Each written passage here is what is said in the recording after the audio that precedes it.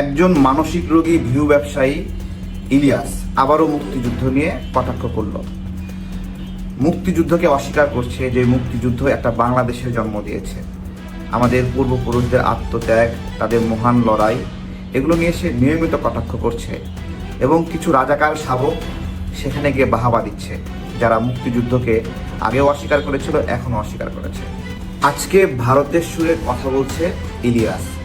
ভারত সবসময় বলতো ৭১টা ভারত পাকিস্তানের যুদ্ধ, কিন্তু আমরা বলতাম ৭১টা আমাদের স্বাধীনতার যুদ্ধ, আমাদের মুক্তিযুদ্ধ। আজকে ভারতের কথা মাইনা নিয়া ভারতের সুরে ইলিয়াস বলছে ৭১ হলো ভারত এবং পাকিস্তানের যুদ্ধ। দেখেন ভাই, জুলাই গণ অভ্যুত্থানে আমরা সবাই অংশ নিয়েছি।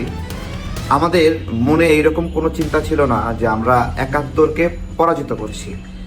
কোটা আন্দোলন নিয়ে আমাদের এই লড়াই শুরু হয়েছিল, কিন্তু ১৮ জুলাইয়ের পর থেকে এই আন্দোলন কোটা সম্পৃক্ত ছিল না।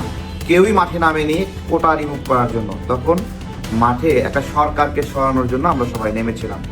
এটা ৭১ ভার্সেস ২৪ এরকম লড়াই ছিল না।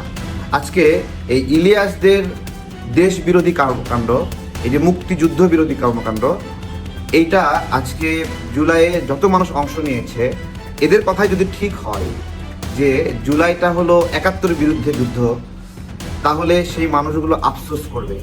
দেখেন, এখন থেকে 10 মাস আগে জুলাই যতটা সম্মানিত ছিল, আজকে সেই সম্মানটা নাই কেন?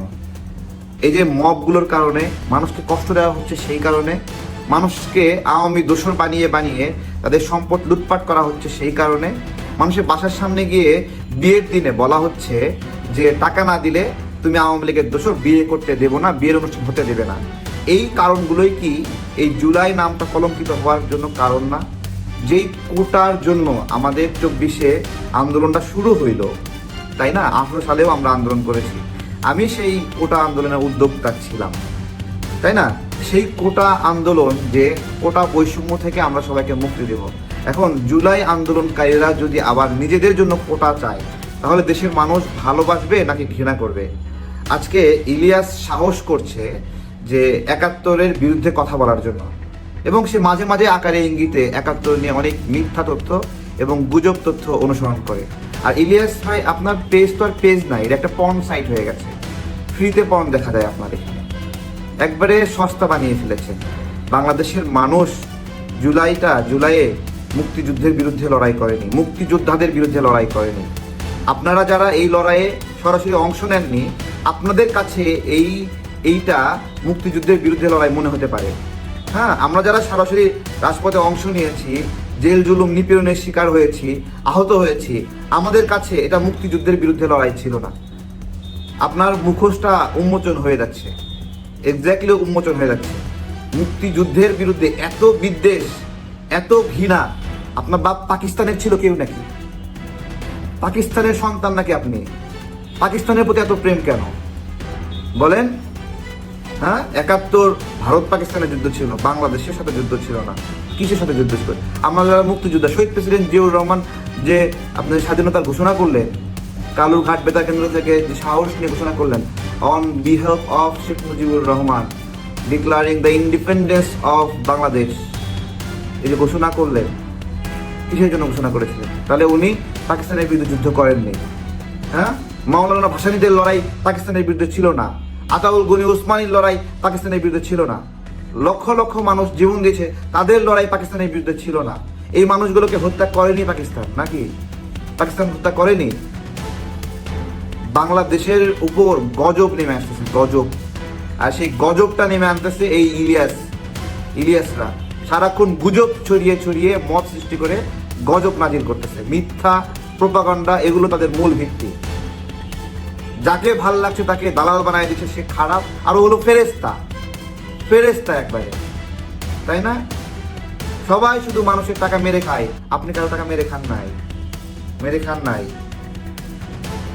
তথ্য আসবে না। অবশ্য আমরা রাজনীতি নিয়ে যারা আলোচনা করি, পরস্পরের সমালোচনা করার ফলে যেটা ভালো হয়, ধরেন আমার যা যা খারাপ আছে তা বের হয়ে যায়, আবার ইলিয়াসের যা যা খারাপ আছে বের হয়ে যায়। সুতরাং এই যুক্তি তর্ক চলুক, জনগণ আমাদের মুখোশটা জানুক যে আমাদের ভিতরে আসলে কি।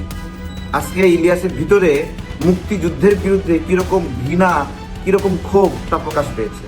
এবং এখানে কিছু রাজাকার শাবক আছে যারা এটাকে বাহাবা দিচ্ছে। হ্যাঁ, কিছু ৭১-এর ধর্ষক আছে, তাদের সন্তানরা এখানে আছে, তারা এটাকে বাহাবা দিচ্ছে। হ্যাঁ, ঠিক বলেছেন, তাই না? ২৪ আসল স্বাধীনতা।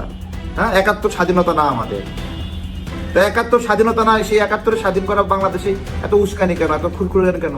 পাকিস্তানে গিয়ে পাকিস্তান নিয়ে কথা বলো, যাও যাও, পাকিস্তানে আরাম আছে, পাকিস্তান নিচে মিসাইল বান্ধে দিয়ে ঠুস করে লাগাই দেবেন আফগানিস্তানের মধ্যে। মুক্তিযুদ্ধে বগুড়া জেলা স্কুলের টিটু ভাইয়ের একটা অবদানের কথা বলি। যখন পাক বাহিনী বগুড়া জেলা স্কুলের মাঠে ক্যাম্প করলো, ক্লাস বন্ধ করে দিল, তখন টিটু ভাইদের ক্ষোভ ছিল যে আমাদের মাঠ কেন ওরা দখল করলো। এবং তারা নিজেরাই উদ্যোগ নিয়ে অস্ত্রগার লুট করলো, অস্ত্রের দোকান লুট করলো, এরপরে পাক বাহিনীর বিরুদ্ধে লড়াই শুরু করলো। বিভিন্ন বিল্ডিংয়ের উপরে, ওই সময় বগুড়া শহরে যে বিল্ডিং কাঠামোগুলো ছিল, এর উপর তারা ৮-১০ জন বন্ধু একসঙ্গে পজিশন নিত, পাকিস্তানের ট্রাক যাইতো, সেখানে যুদ্ধ করতো, লড়াই করতো। এরকম করতে করতে একদিন টিটু ভাইকে ধরা হলো, তার সমস্ত বন্ধুদের মেরে ফেলা হলো। টিটু ভাইকে ধুকে ধুকে মারা হয়েছিল, একটা একটা করে গুলি করে করে তার পুরো শরীর ঝাঁঝরা করে মারা হয়েছিল। আমাদের মুক্তিযুদ্ধটা এইরকম আবেগ নিয়ে আমাদের মুক্তিযোদ্ধারা লড়াই করেছে, আমাদের পূর্বপুরুষরা। আজকে ইলিয়াসরা সেই মুক্তিযুদ্ধের বিরুদ্ধে নোংরা নোংরা কথা বলে, রুচিহীন কথা বলে, এবং একদল পাকিস্তানের জারজ সেখানে গিয়ে বাহাবা দেয়। এই লজ্জা আমরা কোথায় রাখবো?